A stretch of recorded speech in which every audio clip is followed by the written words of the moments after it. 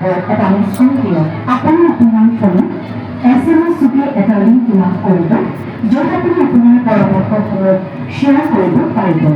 আপুনি QR code scan কৰি mobile phone ব্যৱহাৰ কৰি অথবা অফিচৰ ৱেবছাইটত পইণ্ট কৰি আপোনাৰ পৰামৰ্শ আৰু মতামত সন্নিহিত কৰিব পাৰে। ৱেবছাইটত ফৰ্মখন চাবমিট কৰাৰ পিছত আপুনি স্বীকৃতি পত্ৰখন ডাউনলোড কৰিব পাৰিব আৰু আপুনি যদি বিচাৰে তেন্তে আপোনাৰ পৰামৰ্শসমূহ আইডিয়ালৰ জৰিয়তে ৰাজনীতি কৰি পঠিয়াব পাৰে।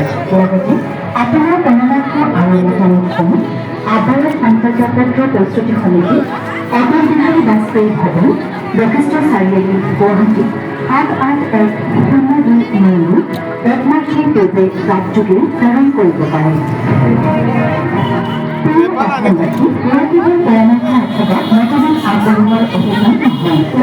জনসাধাৰণৰ অংশগ্ৰহণৰ এক উৎসৱ। আপুনি আগবঢ়োৱা প্ৰতিটো পৰামৰ্শই গুৰুত্ব বহন কৰে। প্ৰতিটো চিন্তাই অসমৰ ভৱিষ্যতৰ নীতি নিৰ্ধাৰণত সহায় কৰিব।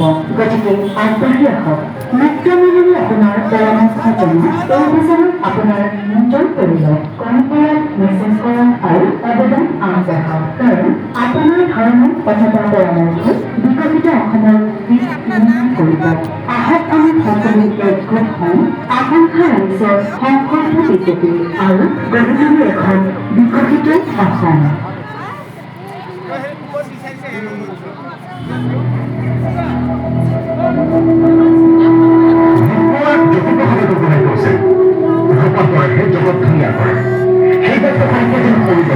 বিজেপি চৰকাৰে অসমৰ ৰূপান্তৰৰ যাত্ৰা অব্যাহত ৰাখিছে।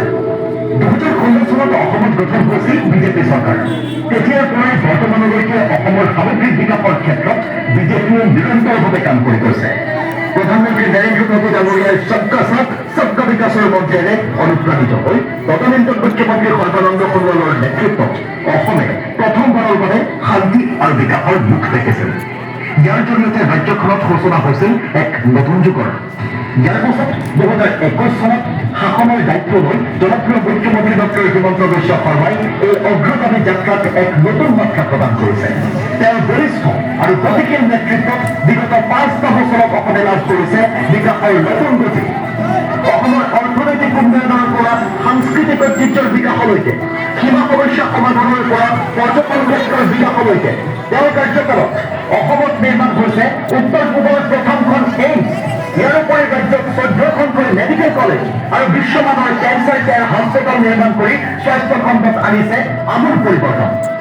যোৰহাটত নিৰ্মাণ কৰা হৈছে মহাবীৰ লাচিত বৰফুকনৰ সুউচ্চ প্ৰতিমূৰ্তি। দিল্লীত ঐতিহাসিকভাৱে লাচিত বৰফুকনৰ 400 বছৰীয়া জয়ন্তী উদযাপন কৰি বীৰজনৰ বীৰত্বৰ গাথা বিশ্বজুৰি